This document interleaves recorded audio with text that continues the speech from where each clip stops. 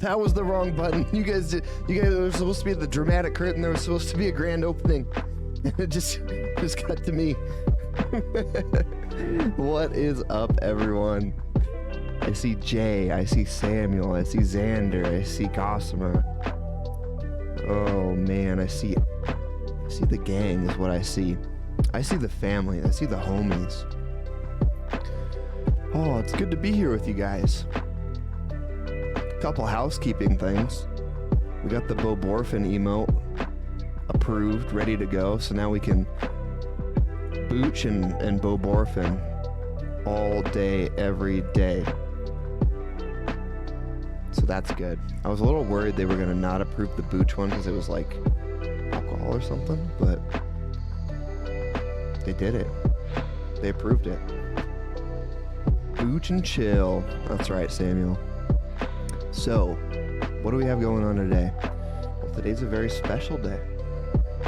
It's special because we have two of the members from Eboy on the stream today.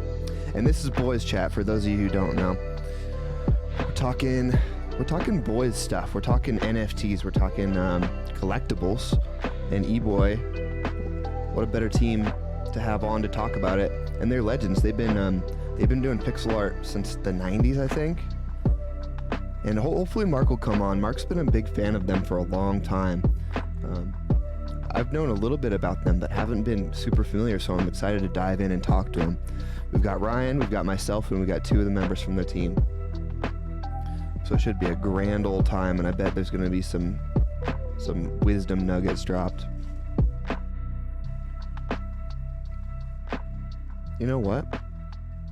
I don't know, I just woke up from a little nap. It's a little dark, but you guys silly? I'm still gonna send it. We're just going to send it. Let's bring them on. Let me click on so I can actually, see what's going on. Gossamer, you've loved him for a long time, too. That's awesome. All right, let's pop him on real quick. Since All right, guys. So what's up? You know. Hey, Orphan. We're live. We did it. We're live. How are you guys? Well, we're good. We're joined by Kai and Sven, the godfathers of pixel art. I love it. Thanks for joining us, guys. I'm so excited. Yeah, thank you guys for being here. Yeah, thanks for having us.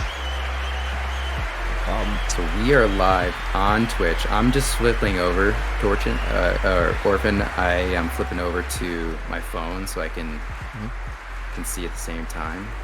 What did you call me? But thanks for setting this up, man. Yeah, no problem. My tongue was tied. I think I called you Torchin. I'm down with that. That's what I was gonna say. Called you If you called me Torchin, that's But- sick. I'll just go by Torchin from now on. Sounds like a superhero. It sure does. All right. Well, guys, thank you so much for joining us. We'll see if Mark joins us too. If we can add him, that'd be awesome. Mhm. But there's been so much action in NFTs. We really wanted to chat with you both about everything going on, and especially about, I suppose, the way that things are happening now and the energy around NFTs in particular might feel very similar to the advent of the internet age and art and independent art in the internet age. And so I'm curious, maybe give us, because there might be new fans entirely now that you guys have entered the NFT space. If you guys could give us a little bit of background, and also maybe talk about how things feel in comparison to the internet age. So, I think we officially started 1997. I think we always mark the birthday of Eboy with the purchase of the eBoy.com domain. And the idea was to create art on the screen for the screen, that could be copied. Anyone could copy it and could see it. At the beginning, we made copies of of digital art and distributed it on small diskettes, and encouraged people that got those diskettes to make copies for themselves and distribute them with their friends. And then came the internet, and it was soon enough we started a web page and put our stuff there, and decided two things that were something we had to decide at the beginning to do it to be an English page, not a German page, because we recognized that the internet was something that spanned the whole globe. So on purpose, everything was English. And the other thing was that we didn't put any of our jobs on there. So we were just regular graphic designers that had to eat and pay rent. So we had to take all kinds of jobs, and we decided not to put that stuff on that first web page. That's something many around us did, but we decided, no, okay, that's not something we want to do. We want to show what we really like to do or what we make. That's what we are. That's what Eboy is about. Mm. And after some time, I think there was a Japanese, somehow someone discovered it, and there was a Japanese magazine, Image 100, Sven? Image 100, Yes, right? Image Source 100. Yes.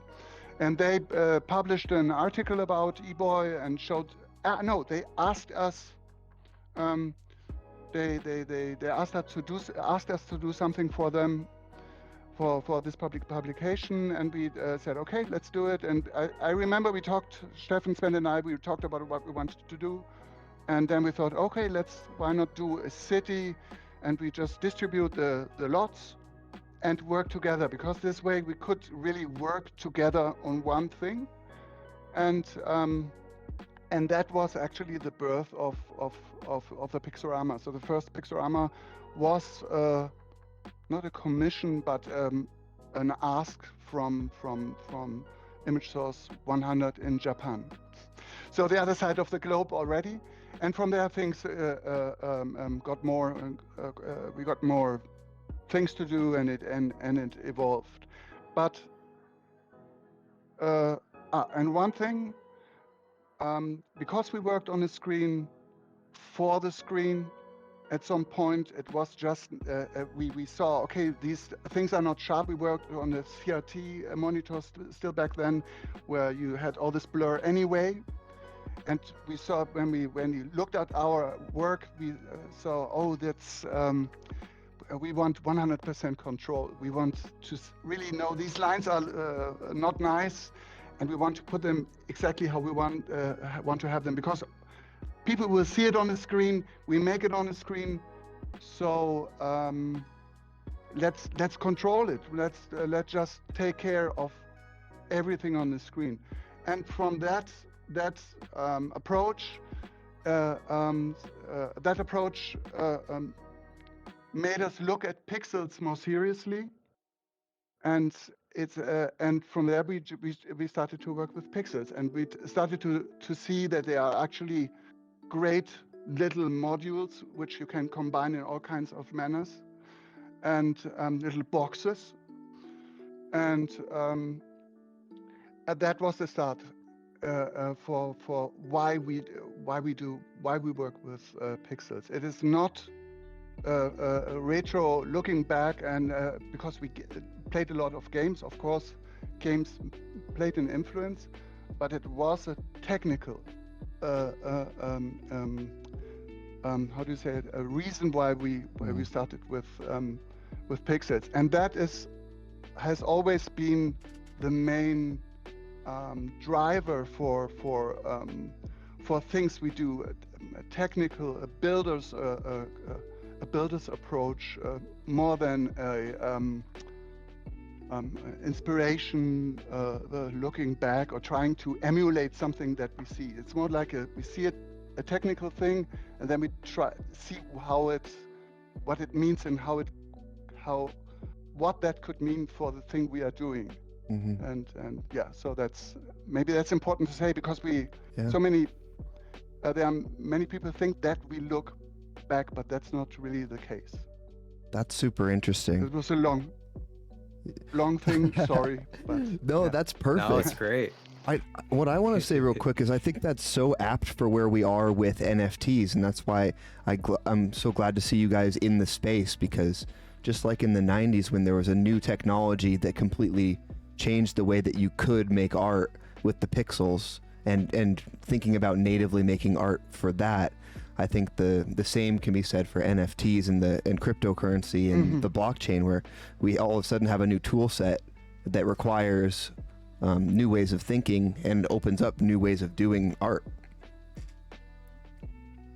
That's absolutely agree. Yeah, that's great. I love that you guys are here with us. It's so great to talk to you. I'm kind of geeking out.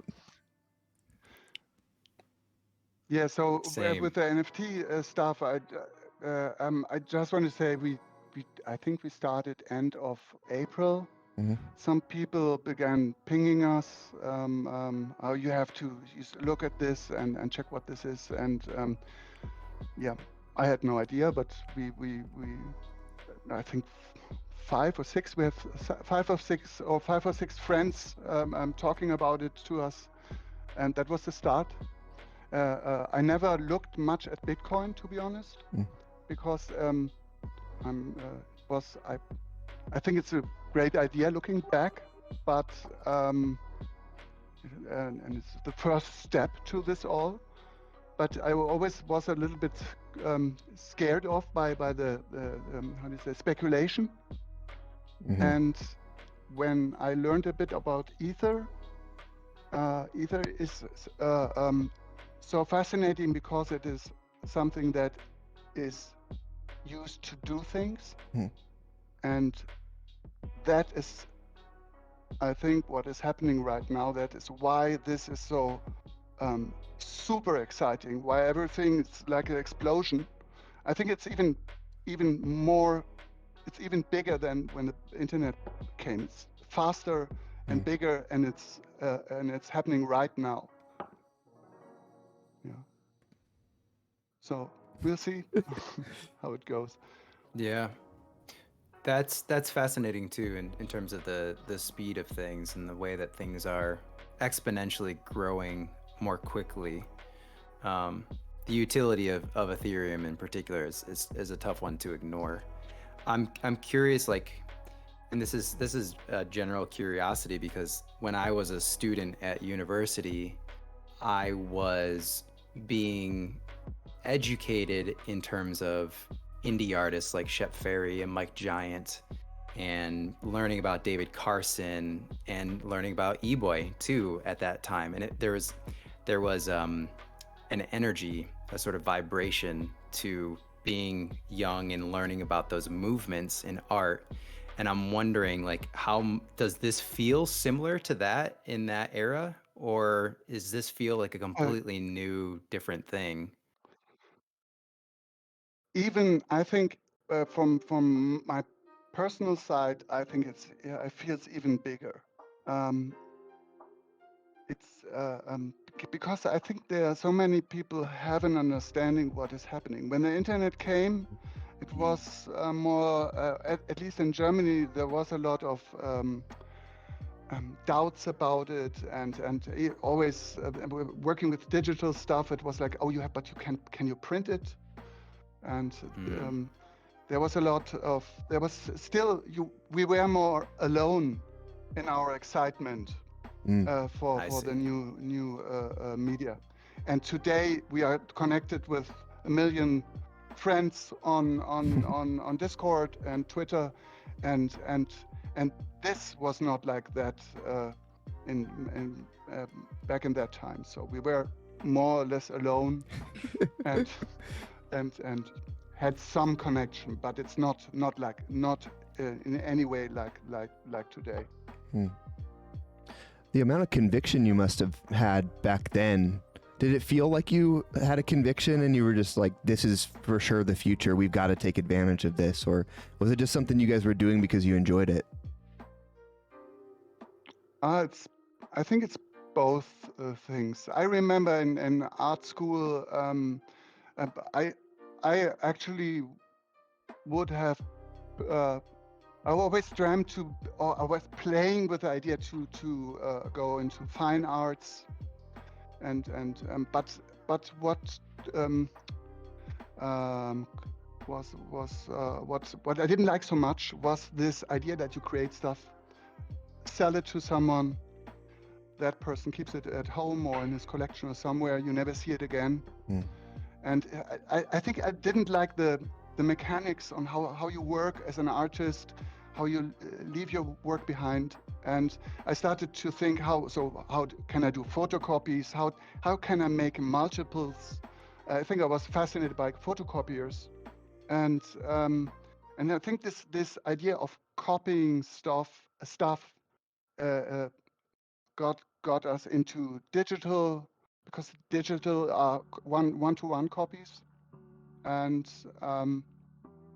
that was like it's just natural to go. It was like now, it's we see all this and it feels like it must have been forever like this. It just makes sense that people that are creative and smart, and there are many of them out there, can make a living of what they do. They are of this ability to create things, and that was not the case before. But now it feels just logical. You do things and people appreciate it, and you have a chance to live from it.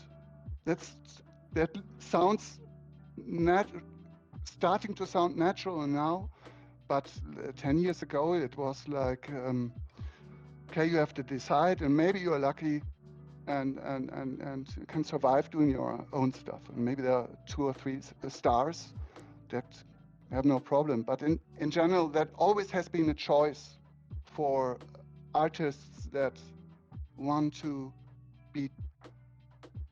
pursue what they think what they want. And it was always a chance of so if you want to be yourself, prepare yourself to have a hard life. You will might be a happy person, but things will be hard. and that is changing. I think this is changing really It's a bit fast similar now. to the point when the internet become more popular. It was also a chance for us to really be able to live from our work, because we would never have enough clients in Germany or even Berlin to earn not money to have a decent life. And when the internet started, it was just the right point when we started with Eboy. This was kind of similar, same time. Then we suddenly we got the chance to get clients from all over the world to publish our work everywhere without high costs. Just very and now it feels now like a next step. This development. It's like we have the internet with the opportunity to distribute your work easily all over the world. Now we have another a technical step to go even further. But it feels a bit like a same kind of advancement like back then. Yeah, it's something fundamental that is changing now. Yeah. I never thought about that aspect of maybe the internet giving you that sort of reach or access, and it goes both ways. You as the artist and the clientele too. That's fascinating. On the topic of conviction, because I think there's a lot of conviction that is required for being sort of brave enough to enter NFTs and engage here too. What was the thing that sort of sold you both, or all three of you rather, on entering the space? Because I myself have had a lot of issue trying to get other artistic or designer friends into this space. So how did you come about this being a good fit for eBoy's evolution? I remember so after those 5-6 people pinged me and I had a bit of talk with them, I thought, okay, I have to look into it. And I remember sitting in the garden, talking to my wife, said, I have to read up on this. We have to read up on this or we miss something. And I think 2 weeks passed by. It was just always, it was the same feeling as when we began with the internet. So it's not, we didn't understand what was happening, but we knew it was something big was happening. And then I remember reading up and having questions like, what does it mean if you launch an NFT? Do you give up your copyright? That was a big thing, of course, because if we give up our copyrights, that might hurt us or hurt those that share that copyright with us. So all these questions had to be answered. And many people had those questions as well, and there were not always straight answers for us. But at some point we had an idea how this works, and then I remember I had some people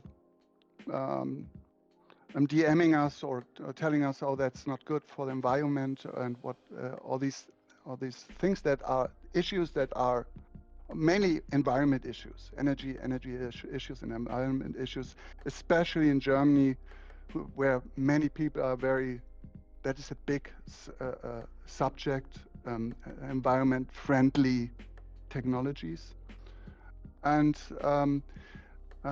we did some research and we ended up, back then it was like a slight majority for going for NFTs and take the risk, because we believed that these problems will be solved because everyone has them, and these problems are always solved eventually.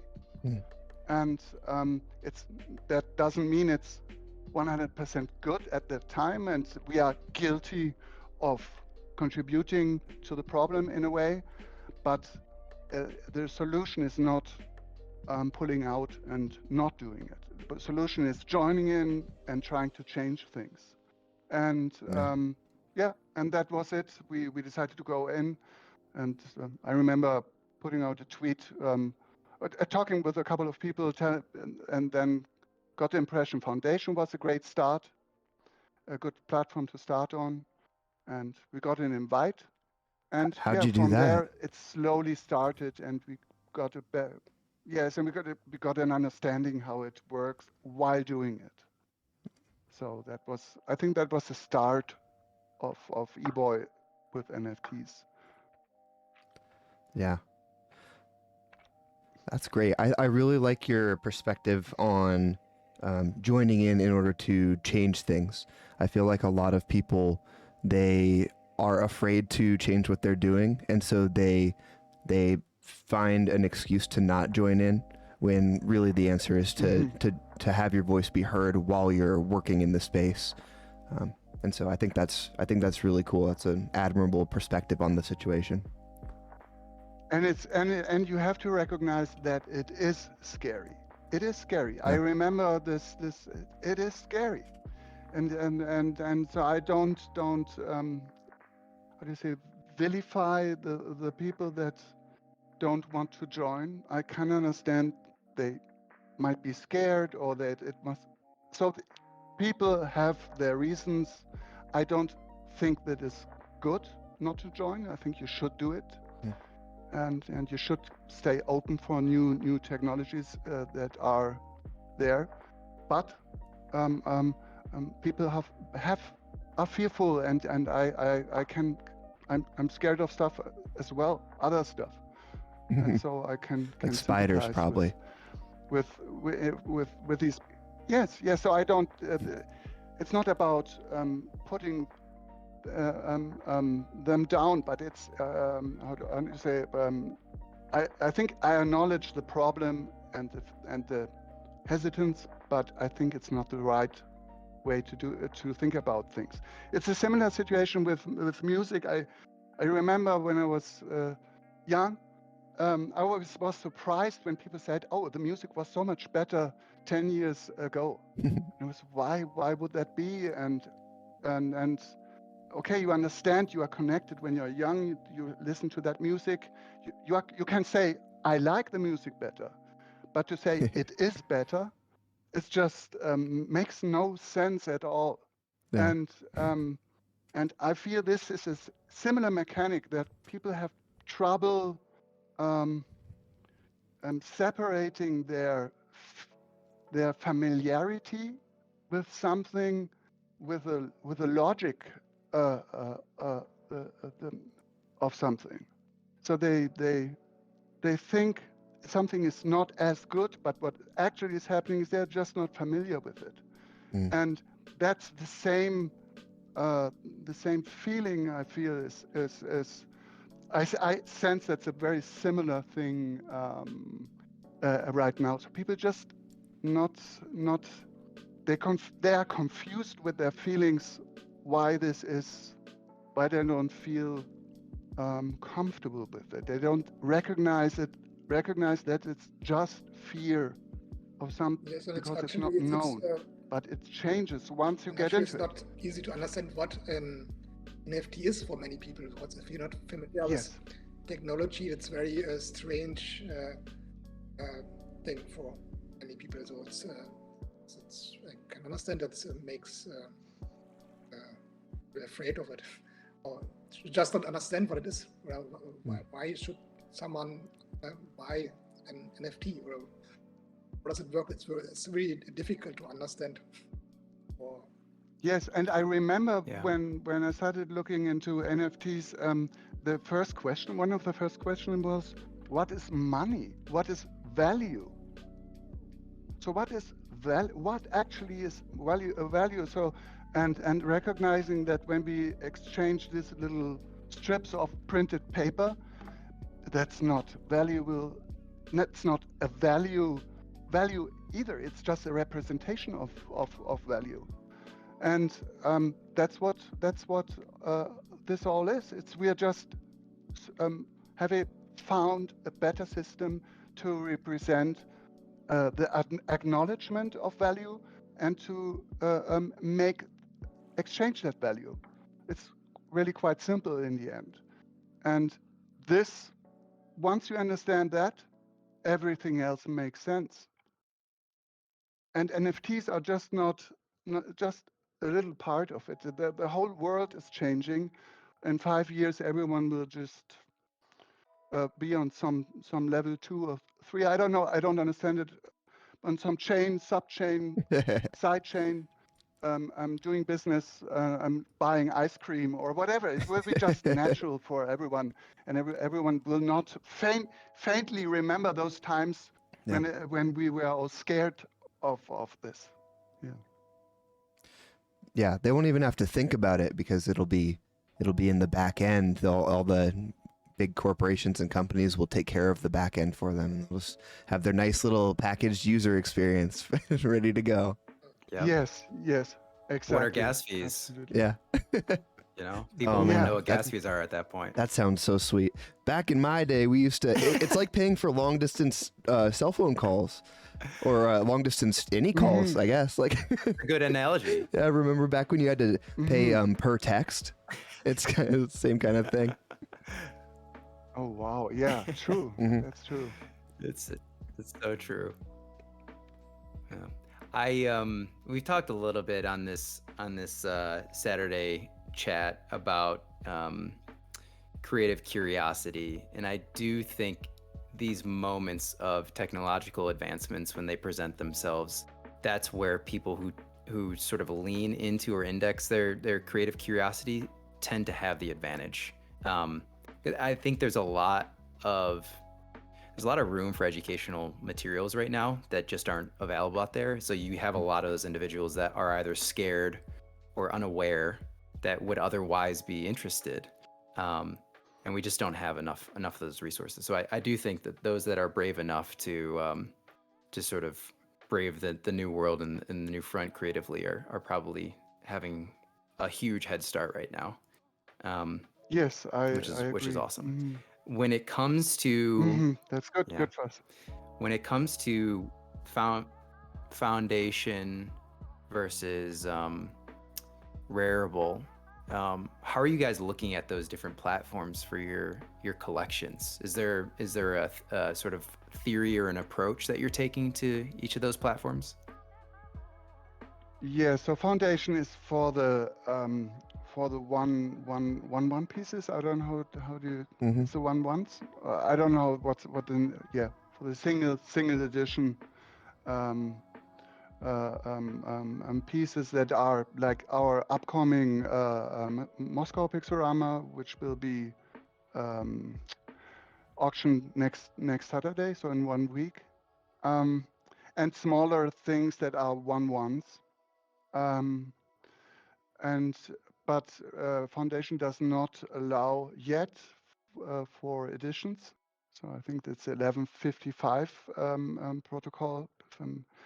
And that's something that Rarible does support quite well. I think even better than OpenSea. I think we looked up at both platforms when we decided where to go with BlockBob. And OpenSea was, you could change URL to get into a multiple into a multiples addition interface, but I don't remember. It was a bit more complicated. And Rarible had this great support for additions and user interfaces. Maybe a little bit prettier than OpenSea. I don't know. OpenSea is nice because it's like a database. That's attractive as well. But okay, it was just the option to create editions and the good and Rarible being good at supporting that. And so we thought, okay, if we want to do editions, we would let's try Rarible, and we also wanted just to see what happens. It was just curiosity.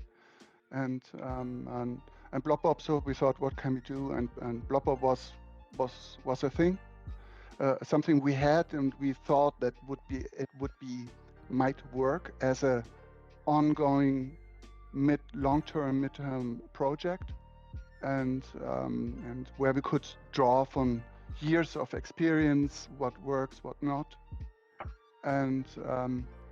So we decided to go with Rarible, and I remember again sitting in the garden, drinking coffee, and thinking, what should be the edition?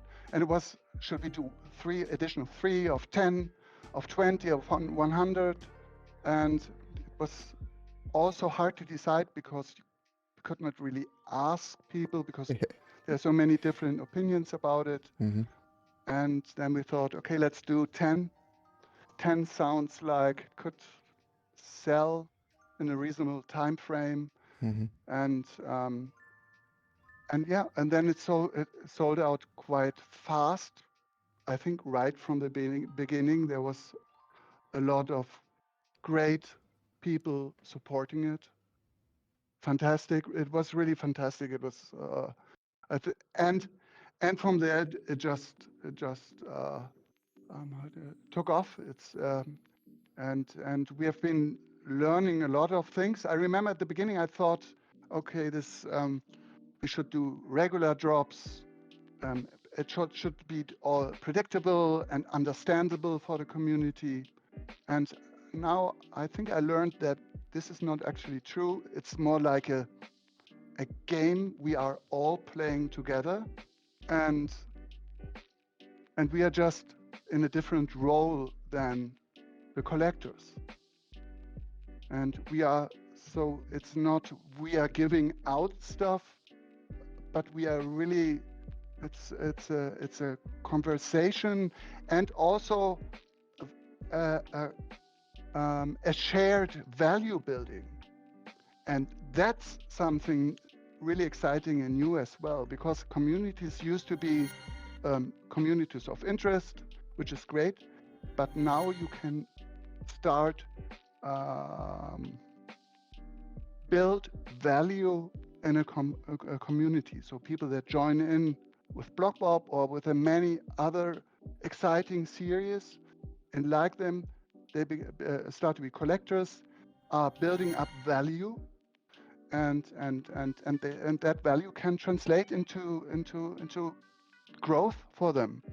So I think we are really into this together, and that's not something I understood at the beginning. And that's such a fascinating and interesting aspect of the situation we are in, that these communities are really building things together.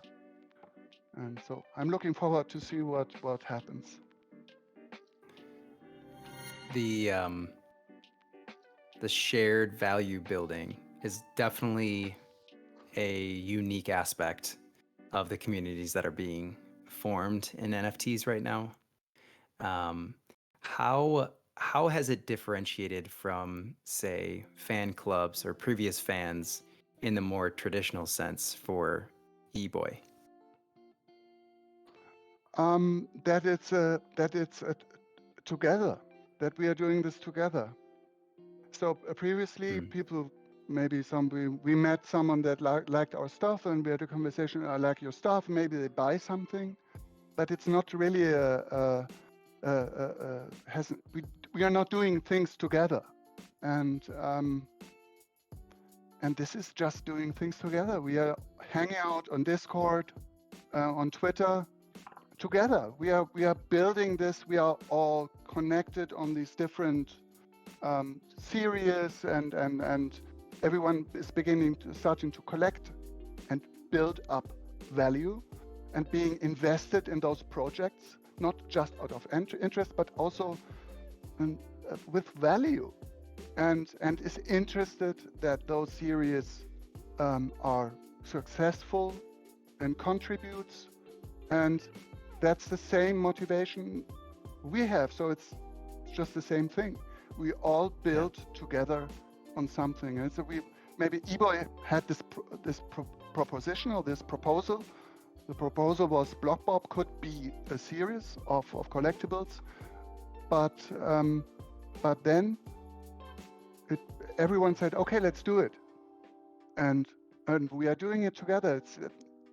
This is something that is being created together, and it all matches with a general tendency to connect, to form networks in nature, and that's what's happening at this moment here right now, and we can see it in front of our eyes, and it's just fascinating to experience.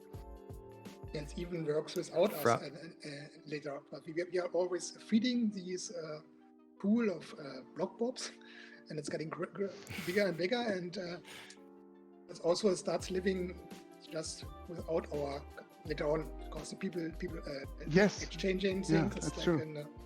It's like a community, and our contribution getting as bigger as it gets.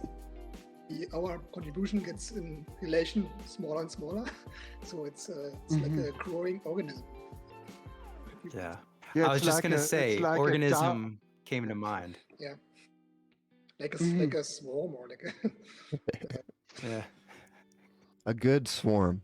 Yeah, it's like it's a informal DAO, right? It's kind of we are all there's no contract yet into there, but I don't know, it might change, but it is an informal understanding of what our goals, what we want what we want to happen, and how we are having fun.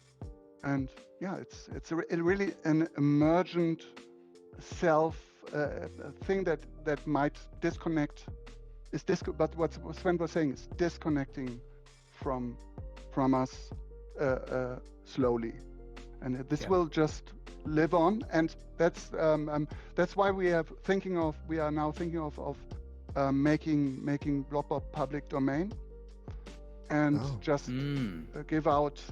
give everyone the option to make derivatives. So I'm not so familiar with Yeah. the terminology, but everyone can work with it. But what's important and different than before was everyone can make money with it. So we don't have this. Wow. We would not. It's not decided yet. So we are not decided yet. So bear with us. It's a bit scary also for us. But I think it's the right thing to do. It just fits. It's just what will happen anyway, I think. And it's, if people are, let's say, Siggy has been making this incredible voxel block bobs, and They're awesome. And why not allow this to happen, and why not allow if he wants to make NFTs with it or series with it, that's up to him, and it will be good for the original block bob series anyway. So we can relax and just enjoy people having fun with this system. And I yesterday night at 1 p.m. in bed on the computer, I discovered the bastard punks. Yeah. You know them? Okay, It's yeah. like I know.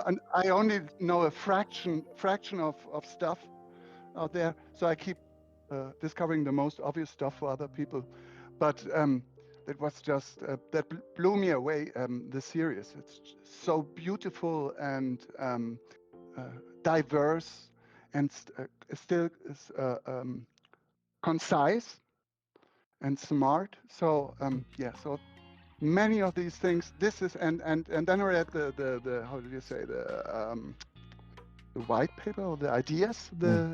I don't know who made this, and he said exactly the thing, that you can use your bastard punk you have and use it commercially and do whatever you want with it. And that's the right approach. I think it's a bit scary. We are scared as well a little bit, because you don't know what is happening with this. But I think there are more things that are speaking for it than against it. So we are probably going that way. We're giving us 1-2 weeks to think about it. Maybe some people say don't do it because of a reason we don't see at the moment. But we are gravitating towards to do this. And it's funny. It's in a way it's a similar idea to the beginning, when we placed our digital art on the websites, and remember people telling us, oh, but people can copy it or pull it down and make prints or whatever. Yeah. And so but they right can click. see it also. And it just was, yes. And it was always just good for us, never a problem. Huh. And people were doing pixoramas as well, copying stuff, but it never was a problem for us, because we were just the origin of this, to our own these ideas. Yeah. Yes. Yeah. And it's so cool that they are doing this. It's so cool, but how their interpretation is of that idea. And it's just so much more fun to think in an open way about these things. So yeah. So I think this is happening, and it's very exciting, and great things are ahead of us, I guess. It sure seems like it. That's amazing. I think that's that's so incredible. interesting, because a lot of people see the immutability, the non-fungibility of NFTs as okay, good. Now I get to grasp onto this tightly, and no one else can ever use my stuff, and it'll always be provable that it's mine. And so to hear that you guys are thinking about the technology more in a more open way, I think is very innovative and very healthy. Because I know that I've run into that before too, where someone like copies a design that I've made or a piece of art that I've made, and you can't, especially at a smaller level, you can't ever stop it. And so the only choice you have is to either go down an endless litigation hole or to keep innovating and keep building your brand. And like you said, have their work then lead back to you the better stuff. So I think that's all super interesting And how you're thinking about yes, it. Yes, and I think also you have to recognize these are people that are like your stuff, Hmm. and Yeah. and they like it so much that they try to understand it in a way and do it themselves. And I think there's just a few edge cases where there's like really just copying stuff, flipping it horizontally, and that's just stealing. But getting involved with something, trying to understand it, doing it, it's always something great when people do it, and maybe it's a start for something else. So yeah, why not?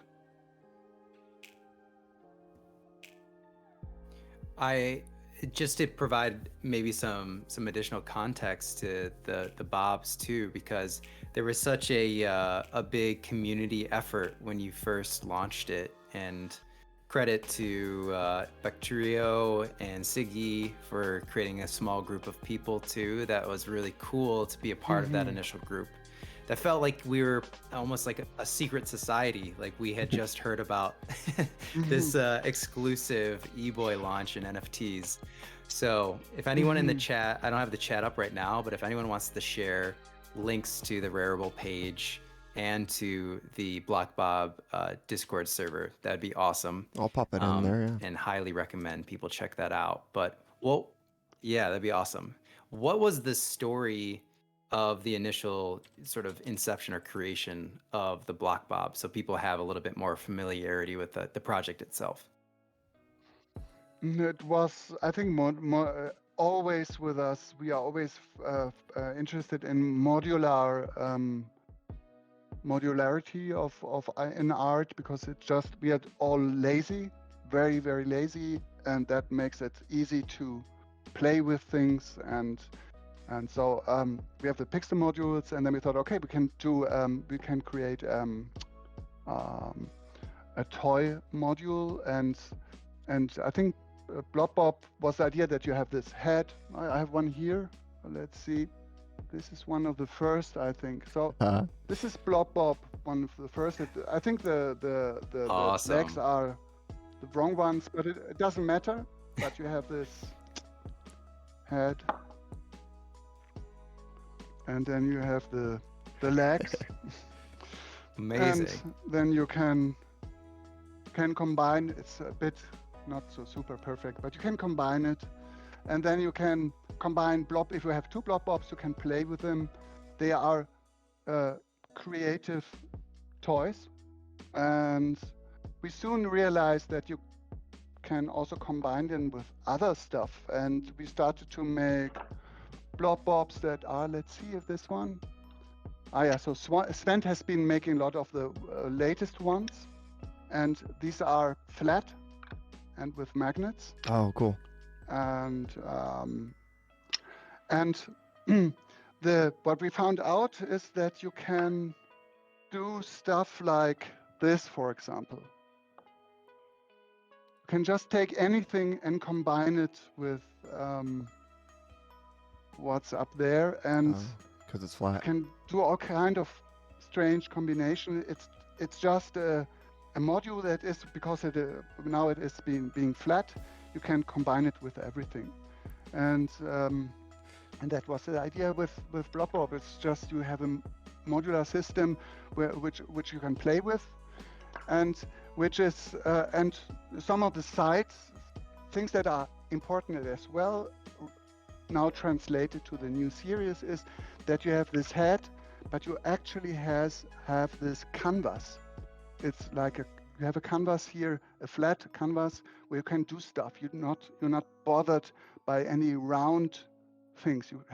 You have one canvas here and maybe a canvas here, and you have this body canvas, and that makes it incredibly easy and fun to just do stuff on it, with it, and it always Yeah, it's this canvas being the canvas always being very similar. The bodies are always the same. The heads are change a bit. Makes it always recognizable and a series that makes sense.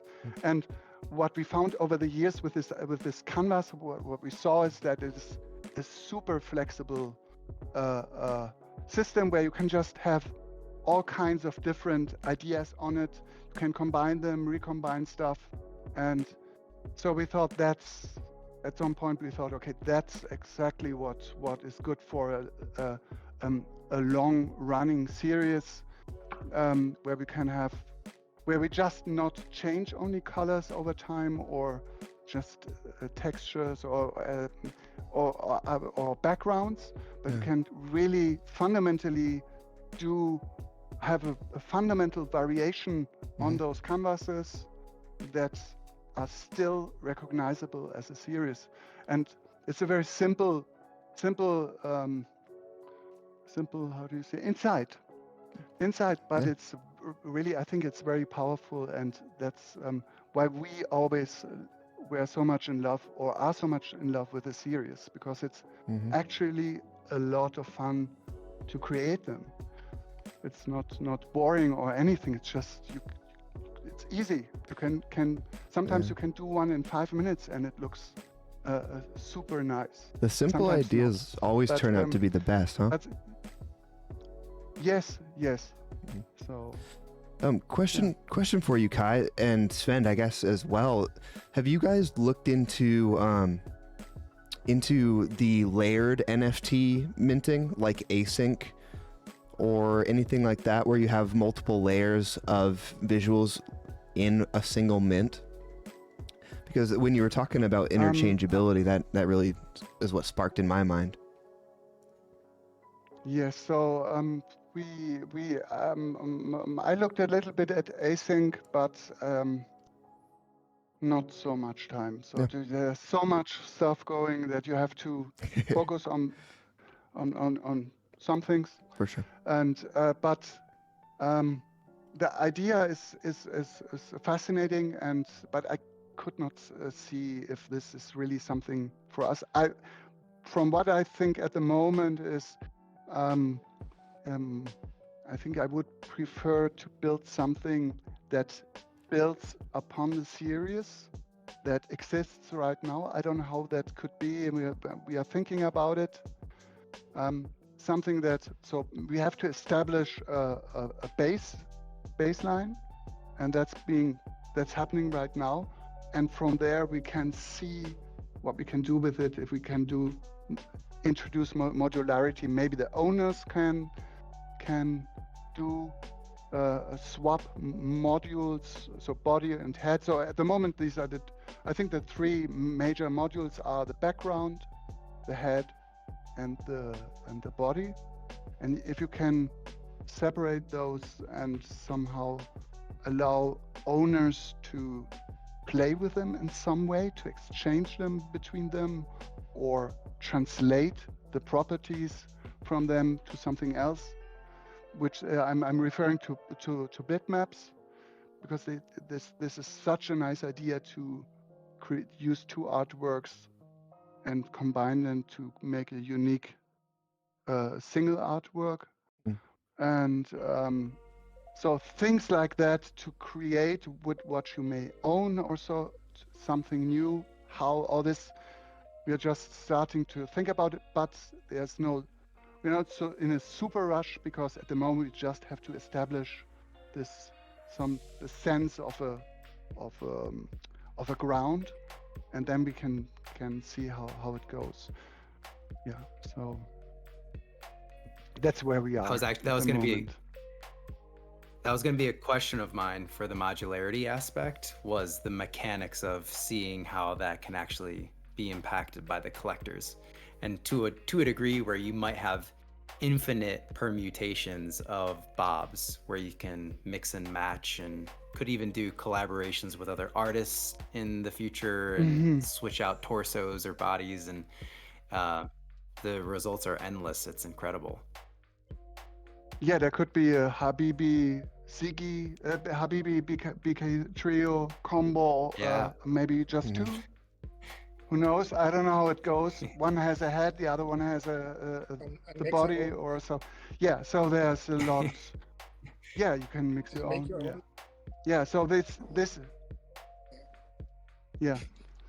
So there's a lot of opportunity, I think, there for us and for others also to experiment. If Yeah. we open up the series, as I said, we are still in this phase where we're waiting someone to cry out, no, don't do it. But if this is closed, then who knows what will happen? So we will see. Yeah. I can even see like it starts to form. I'm just envisioning, you know, from 2D to 3D voxels as we've now seen being shared and made as fan art. You essentially start to create a microeconomy where collectors are buying and trading pieces, or if you exist in a metaverse with your Block Bob, you could trade within those universes as well. And yeah, it's very exciting to see how you guys are talking about establishing that baseline first and sort of strengthening that, and then getting, you know, a core community established and the mechanics established before then expanding too. It's really smart. Obviously, it's you also know, it's kudos also to a lack of everything you guys have been establishing. It's also a lack of resources as well. So I have to be honest. It's just we are always on overload since 2 months. So it's just this is first, and when we could do the next. So it's a lack of resources. I feel like everyone's on that level right now. There's a lot of lack of resources going around right now. Yeah. It's too exciting to have resources stored up. We gotta. It's. I keep telling people it's. It really genuinely feels, and it sounds like you guys are on the same wavelength. That it's just a once, maybe twice in a lifetime shift in the space, and we need to take advantage of it. We obviously need to not run ourselves ragged, but there's a time to push yourself a little bit, and it seems like it. It's now. That moment is now. For sure. Yeah, I agree. We can relax later, but just at the moment, it's good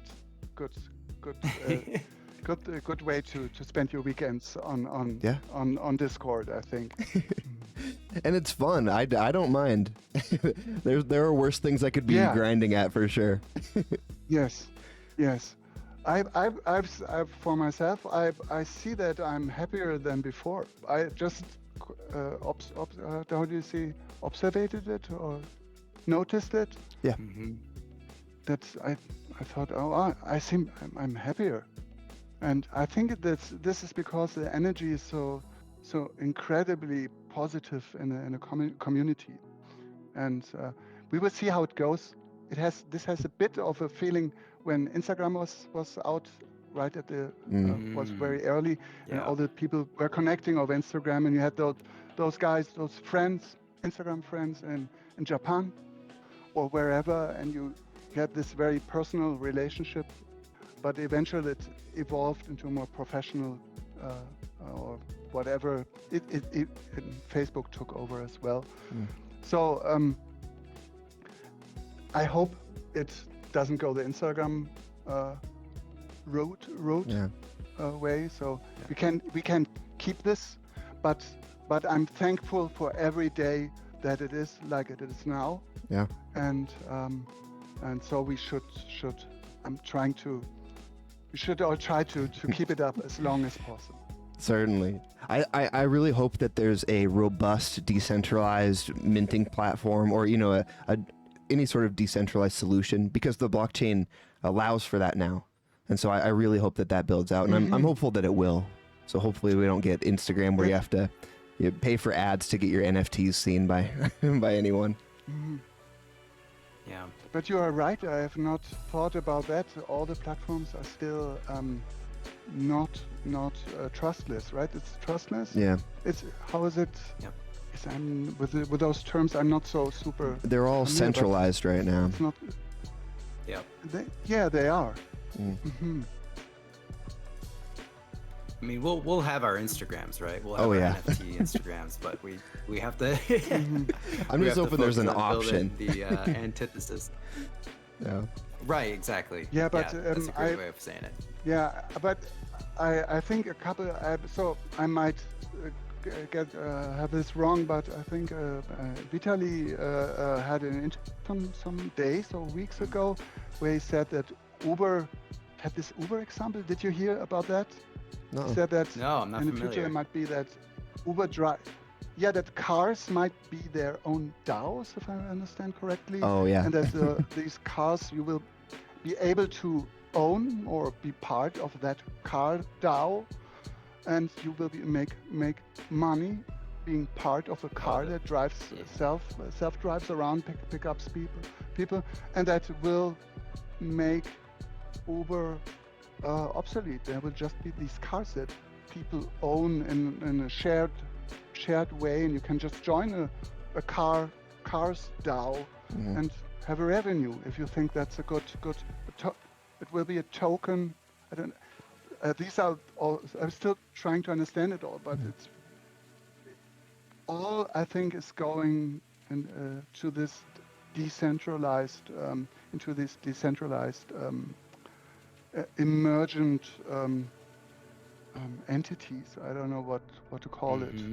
And I think there's a lot we don't understand at this moment how this will go. But I think if you take a step back and look at nature, you can see how nature organizes and evolves. And if you see that patterns, that might help. But I'm not a biologist, so I'm not out of vocabulary for it. But I think it's the same thing that's happening. Just a natural. This is all nature. Yep. What is happening, and it's fascinating. Again, I'm repeating myself. It's fascinating to see it. Fascinating to see it. I wonder if there's the human element of I don't know if it's communication or togetherness that you're seeing with the utilization or the growth of DAOs, and you guys have expressed it with the community that's being formed for eBoy and the Bobs too. Is that there is this energy to interacting with one another, and that organism is really the thing that's sort of eliciting the best type of evolution and growth. The community itself is helping provide feedback. They're providing collaboration between artists and creatives and collectors, and maybe there is just like an innate human element that is driving us forward to these innovative solutions. I'm just waxing poetic. I don't really know, but it does seem like there is like a scientific, psychological. Yeah, I always think about these things when there are problems with technologies. If you're so alone because you're on a computer all the time or whatever, or yes, these problems exist, but we all have shared desires and we want things to be. We want to be happy. We want to connect. We want to create. That what makes us happy. That makes us human. And this is like it's gravity. So maybe a technology is not good, it's here, but gravity is always, let's do it like that. Happiness and the happiness is like everything is pulling in that direction because we all want to be happy. We want and we don't want to spend a lot of energy and destroy the world. Maybe at the moment we are not able to do it, but we all we really want it, and this gravity will pull. That's logic or nature. It just goes slowly towards the shared desires of that group. And so when you say if we are trying to find this human element, that's exactly what is happening. We are humanizing.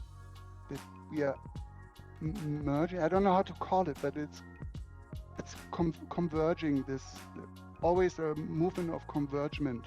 There may be new technologies, then industrialization, lots of problems, and then slowly industrialization becomes important, and we all merge, and it is actually good for us being human, for human rights, for so many things. It is actually a good thing. So we are always, our desires are actually very, very, very powerful, and our and even if we don't notice that they make a difference, they actually do. I think. Yeah, I love that interpretation. It resonates with me a lot. I think it makes a lot of sense. What are you guys excited about NFTs? I know we covered a lot of things. Maybe it is DAOs, maybe it is the collaboration, but are there other areas that we haven't discussed that you're both really excited to start exploring, or just, I guess, observe?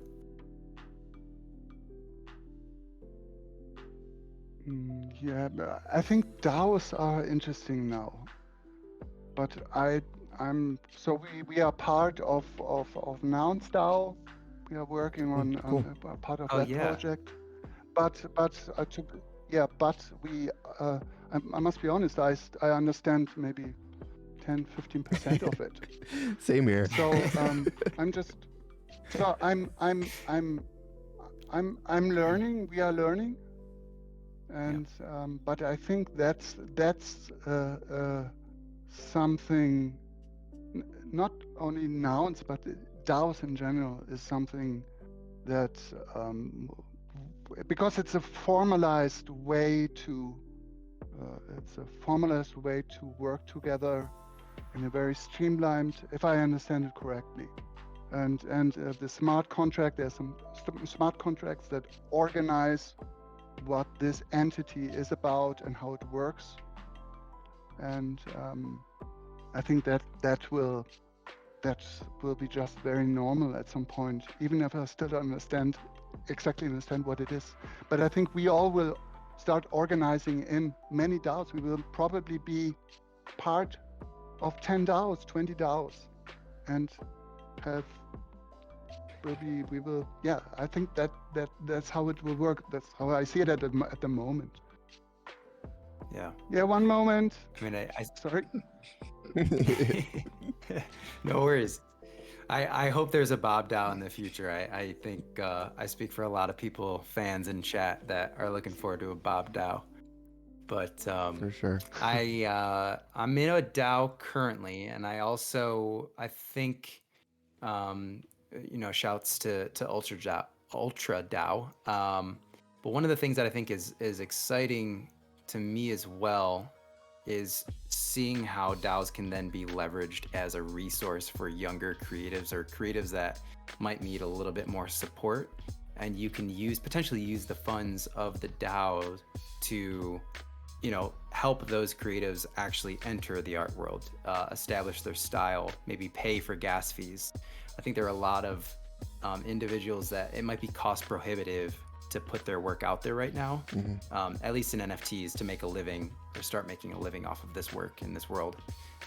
So I'm really excited about how DAOs start to act as sort of artistic representation, and whether that be through educational resources, emotional resources, or funding too.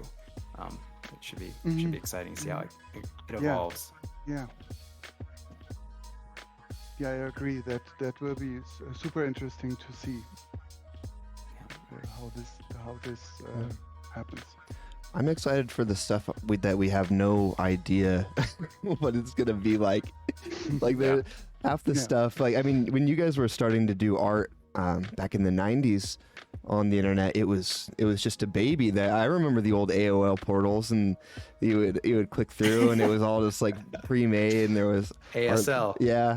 Back MSN Messenger was like the new hot thing, and so where NFTs are gonna go that we just literally have no capability right now to see. That's the exciting stuff, and I'm excited to learn and keep It sounds like one of the keys to your guys' success is your ability to, like you were talking about earlier with the edition size, and when you're putting up, you're like, there's no one you can ask. There's not really a good precedent for what you're doing, and it sounds like a key to your guys' success is just getting your hands dirty, getting in there, and seeing what works, trying it out, and moving forward, and helping build the future you want to see. Yes, absolutely, and in general, that's a good thing to do. Just work hard, do stuff, create stuff, and while you work, you will be confronted with many new things, new insights, which you would never have had if you had not actually worked. Right. Yeah. So being productive and involved with what you are doing is a key talent of artists. So it's often people think of talent, of something, of the ability to make beautiful things or draw beautiful. But I think talent is many other things that these secondary qualities that enable you to understand how processes work or whatever. Yes. They are hidden, not so obvious talents that are super important as well. And one of those is productivity. There are just people that's not even us, that just work all the time. And through this work, they iterate. Maybe they're not so super talented, but they are productive, and that moves things ahead. And yeah, so I think it's a good idea for everyone. Just work hard, and it will you will see. So you will reap in the rewards. That's what it's called. Yeah. Yeah, the positives and negatives of being a very creative and artistic person is something that needs to be, I think, a bit fleshed out. There's a lot of everyone's excited, so there's a lot of really positive aspects to doing NFTs right now, which is great. It's fun to be part of that community. But I think taking a step back and seeing, okay, so as an artist, you're a very specific kind of person.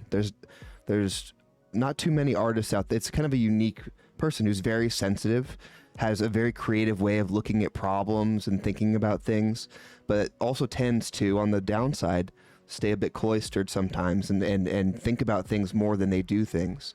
And so I think listening to you guys talk, it sounds like you figured out some of the negatives, or some of the negatives that people usually go through being an artist, and whether it comes naturally to you guys or whether you've just done it through the years and years of practice, but it sounds like you really kind of honed in on the great stuff of being an artist, and then the bad stuff you've kind of put aside and focused on what makes you happy about it.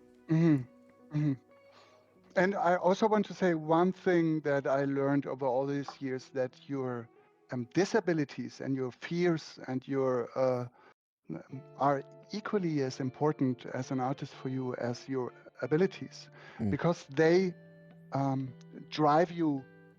You're driven away by them. You fear something, then you go the other direction with more force. So you should probably not feel bad about your disabilities. You should embrace them. And I think there was a story about a pianist. I don't know if it was Bach or some big organist back in times, and he lost a finger and was forced to play with 9 fingers thereon. And he began to be very creative because he lost this finger. He could not use the regular notes that were all written for 10 fingers, and that allowed him to have insights he would never have had he kept his 10th finger. And that's, I always have that in mind, because it's a disability to have only 9 fingers. For him it's terrible, but this disability helps you, might drive you or give you energy, or acknowledge it as something that defines you and can help you to find your own way and be, how do you say, one with you. Not proud or anything, but just be okay with yourself. And that's something I always try to keep in mind with all the problems I have with myself and people have with themselves, that these are actually really good things that for each of us, even if they are painful. So it sounds like So I just want to say, put that out, because it's I think that's a really it helped me a lot. All over this year, all over the time. yeah. That's such a great perspective and a great view, because it's taking the negatives and flipping it into a positive, because don't work very well on negatives. Yes, so exactly. take the best you can from them. And also, it sounds like, from what I'm hearing, that when you guys hire people, you make them wear a blindfold so that they can work more creatively on projects for you guys. Why not? Yeah. In a way, Pixels is something like a self-chosen disability. Because Sure. you have these boxes, you can't do much on a small screen, and that's exactly what is happening. So it makes you so much happier to be forced to be liberated from this extra finger. You only have 9 to play with. Yeah. Man, that full circle there. What a lesson. Yeah. Right? Like, I feel like we spend so much of our lives like focusing on those disabilities and trying to push them away. Thank you for sharing that. That's such a good perspective. It's the other thing that I was thinking about while we were talking at the end there about 8-bit and pixel art is that, especially in the space that we are currently, where there's a lot of focus on animation and 3D, the 8-bit work in particular, the aesthetic really stands out in comparison to everything that's in the space right now. So did you guys ever like really think that you'd be in this position where, 8-bit is standing out as something that's as unique and as special as it is in maybe what is considered a crowded space for 3D art?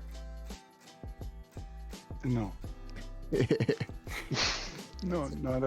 So yeah, we knew we had fun with it. So it was fun for us, and we just took it serious, our work. But to predict we knew it would not go away, because there's a confusion. A pixel is nothing else but a square box, and you can do a lot of things with a square box. And pixel is just the word for that time on a screen, but it's just a square box, and it's like one of the simplest forms. These forms cannot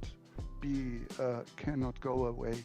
But I remember, Sven, you remember as well, when we had interviews, almost, I would say 90% of the interviews finished with the question, so guys, how long do you think will this go on? Is this over? Seems to be a how do you say, a fad or something exciting right now or whatever, but we all know this has to pass. And what do you think? And wow. And I always thought we don't know, and the basics are just. You can feel just as a tool, like a special kind of a pen or it's like you wood or a canvas or whatever. Just it's not only the technology is it's like it's like a tool, just a tool we use to make images. And the tool leaves some traces. The traces are these squares, which we call pixels. Yeah.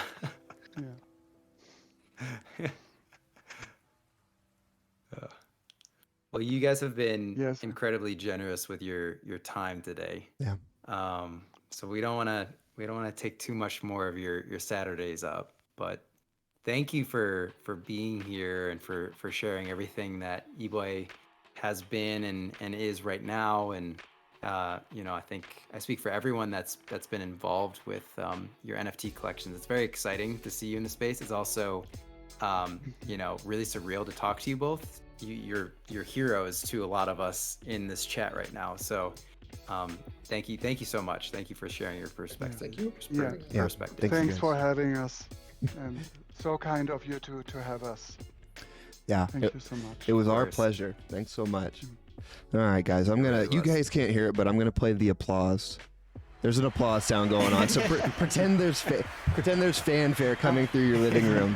And thank you guys so much. All right, guys. That is what's up.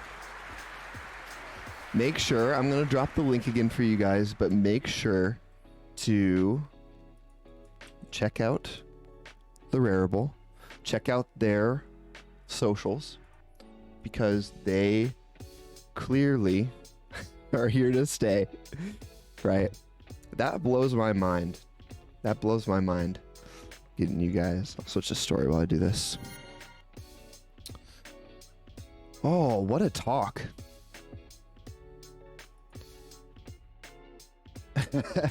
You're good, right? That was fun. You did fine, man.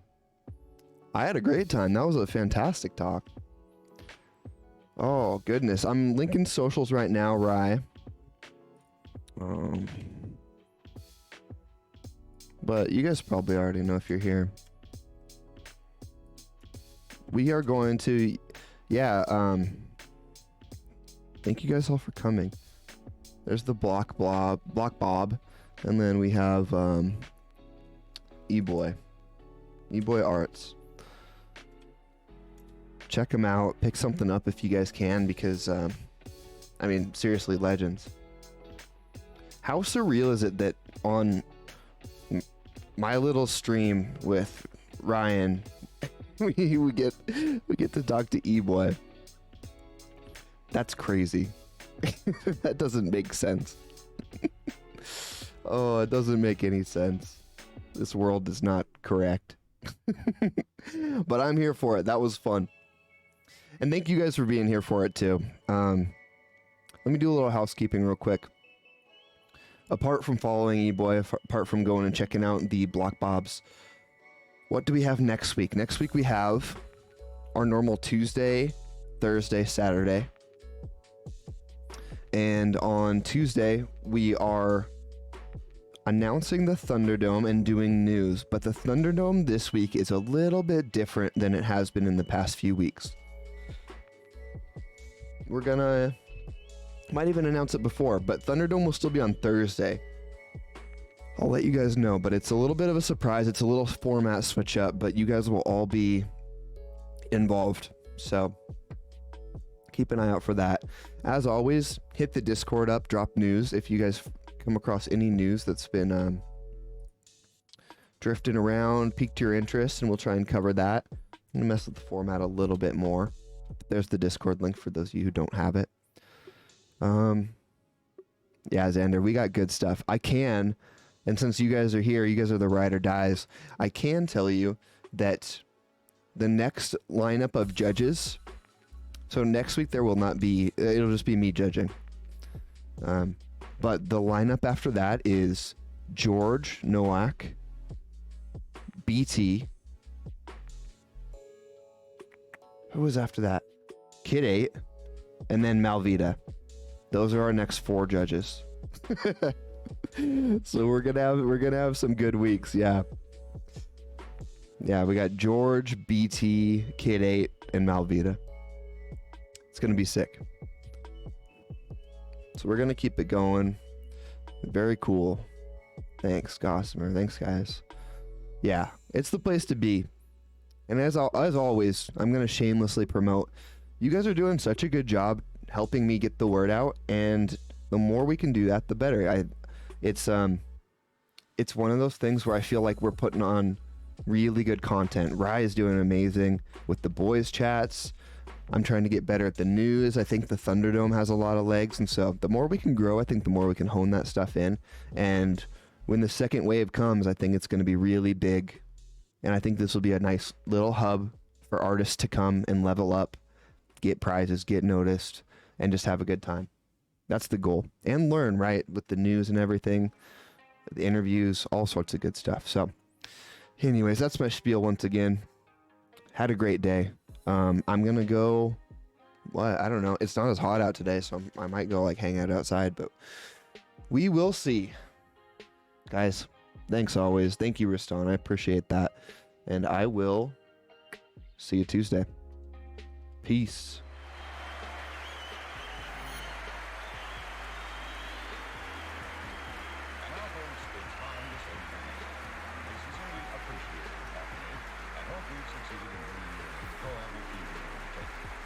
Please drive home carefully and get back to Good night.